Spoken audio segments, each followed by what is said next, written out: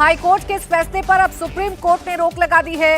इस फैसले पर महाराष्ट्र सरकार की तरफ से आपत्ति जताई गई थी। पूरे मामले की सुनवाई करते हुए सुप्रीम कोर्ट ने कहा कि हाईकोर्ट के फैसले को मिसाल के तौर पर नहीं माना जाएगा। सुप्रीम कोर्ट ने सभी आरोपियों को नोटिस जारी किया है। महाराष्ट्र की ओर से पेश एसजी तुषार मेहता ने कहा कि इस केस में सभी आरोपी बरी हो चुके हैं।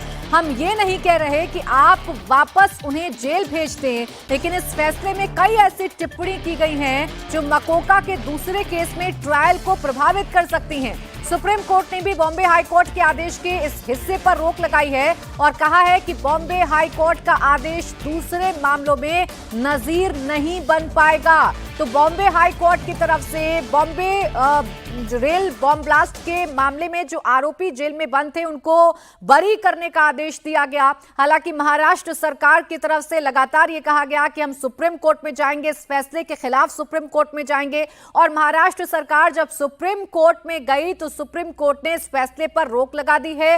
हालांकि जो 2 आरोपी बरी हो गए हैं उन्हें वापस जेल नहीं भेजा जाएगा, लेकिन सुप्रीम कोर्ट ने साफ कर दिया है कि जो टिप्पणी बॉम्बे हाई कोर्ट ने मकोका के मामले में की है उन टिप्पणियों को नजीर बाकी केसेस के लिए नहीं माना जाएगा। बॉम्बे हाई कोर्ट का आदेश दूसरे मामलों में नजीर नहीं बन पाएगा। तो ये बड़ी खबर इस वक्त आपको बता रहे हैं। केस में जो आरोपी बरी हो गए हैं, 2 आरोपी हैं जिन्हें नागपुर जेल से सोमवार को रिहा कर दिया गया था, उन्हें वापस जेल नहीं भेजा जाएगा। लेकिन यह समझा जा सकता है कि सुप्रीम कोर्ट ने बॉम्बे हाई कोर्ट के फैसले पर रोक लगा दी है।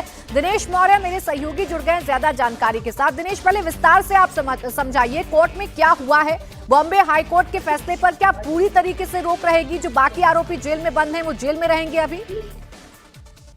देखिए, बॉम्बे हाईकोर्ट ने जिन दोषियों को जेल से छोड़ने का आदेश दिया था वो 9 जो दोषी है वो जेल के बाहर आ चुके हैं। अन्य 2 दोषियों पर कुछ और केसेस दर्ज है, इस वजह से वो अभी भी जेल में ही है, जेल से बाहर नहीं आए हैं।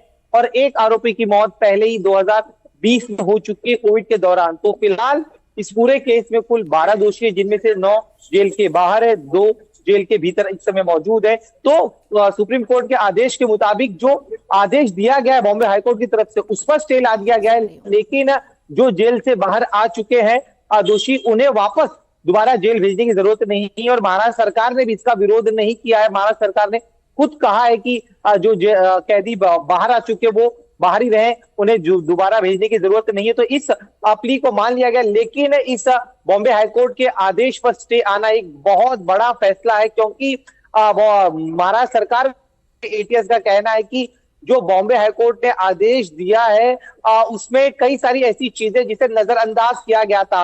और लगातार दलील दी जा रही है एटीएस की तरफ से कि उनकी तरफ से जो जांच की गई थी वो जांच बहुत सही थी, एविडेंस के आधार पर थी। और जो 3 एविडेंस के आधार पर थी और जो 3 प्रमुख बातें बॉम्बे हाईकोर्ट की तरफ से कही गई थी कि हमने एक कन्फेशनल जो स्टेटमेंट लिया गया था वो स्टेटमेंट्स दबाव के जरिए किया गया था, उन पर टॉर्चर किया गया था। तो इस बात को ट्रायल कोर्ट में प्रूव करने में सरकारी पक्ष कामयाब रहा था। लेकिन जब ये मामला बॉम्बे हाईकोर्ट में आया तब वहां पर सरकारी पक्ष अपनी बात सही तरह से रख नहीं पाया। इसके अलावा गवाहों के बयान और उस पर जो है विश्वास नहीं किया जा सकता, ये हाईकोर्ट में कहा गया था।